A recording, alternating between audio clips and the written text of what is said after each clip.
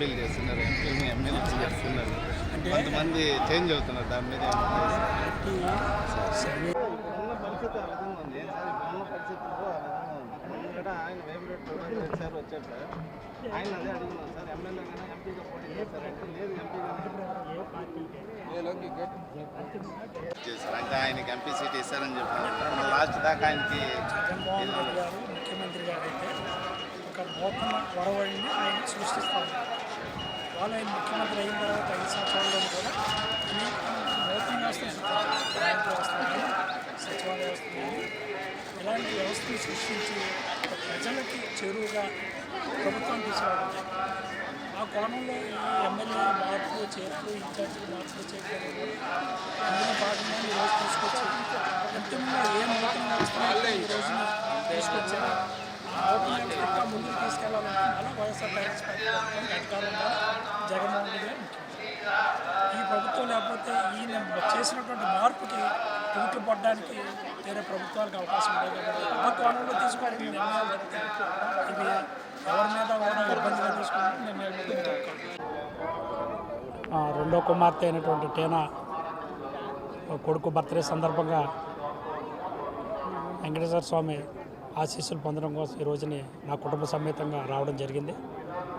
మరి వెంకటేశ్వర స్వామి ఆశీస్సులు పొందాం. మా కుటుంబం అంతా చాలా సంతోషంగా ఉండడం జరిగింది.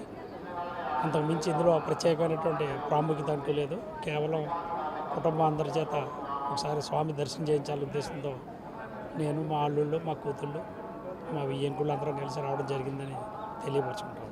రానున్న ఎలక్షన్లో మీ నియోజకవర్గంలో ఎలా ఉంది? మా నియోజకవర్గంలో వైఎస్ఆర్ కాంగ్రెస్ పార్టీ గత 2 సార్ల నుంచి కూడా విజయం సాధిస్తూ వస్తుంది. ఈసారి కూడా వైఎస్ఆర్ కాంగ్రెస్ పార్టీకి బలం ఎక్కువగా ఉందనేది నా అభిప్రాయం. అదే ఎమ్మెల్యేలు కొంతమంది ఎంపీలు ఇచ్చేస్తున్నారు, ఎంపీలని ఎమ్మెల్యేలుగా ఇచ్చేస్తున్నారు నియోజకవర్గం. అంటే మా ముఖ్యమంత్రి గారి లక్ష్యం రెండోసారి ప్రభుత్వాన్ని అధికారంలో తీసుకురావాలి. అది పేద ప్రజల కోసం ఏర్పాటైనటువంటి ప్రభుత్వం ఇది.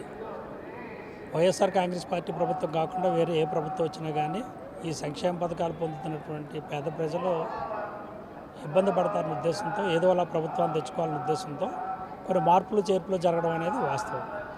ఆయన ఏం చేసినా అదంతా కూడా పార్టీ శ్రేయస్సు కోసం, అలా రాష్ట్రంలో రెండోసారి వైఎస్ఆర్ కాంగ్రెస్ పార్టీ అధికారంలోకి తీసుకురావడం కోసం చేస్తున్నటువంటి మార్పులు చేర్పులు తప్పితే ఇందులో ఎవరి మీద ఎటువంటి ఇబ్బందులతో కానీ ఎవరి మీద ఎటువంటి రాగద్వేషాలతో కానీ చేసినటువంటి పరిస్థితులు కాదనేది మా అందరూ కూడా గమనించుకుని ఉన్నాం. కాబట్టి తప్పకుండా ముఖ్యమంత్రిగా జగన్మోహన్ రెడ్డి గారు రెండోసారి ప్రమాణ స్వీకారం చేయడం జరుగుతుంది. ప్రభుత్వం మళ్ళీ అధికారం రావడానికి సిద్ధంగా ఉందనేది మేము తెలుస్తుంది. ఇదే దీంట్లో ఉండి కొంతమంది ఎమ్మెల్యేలు అదర్ పార్టీలోకి వెళ్తున్నారు, అంటే సీట్ ఇవ్వలేదని చెప్పేసి.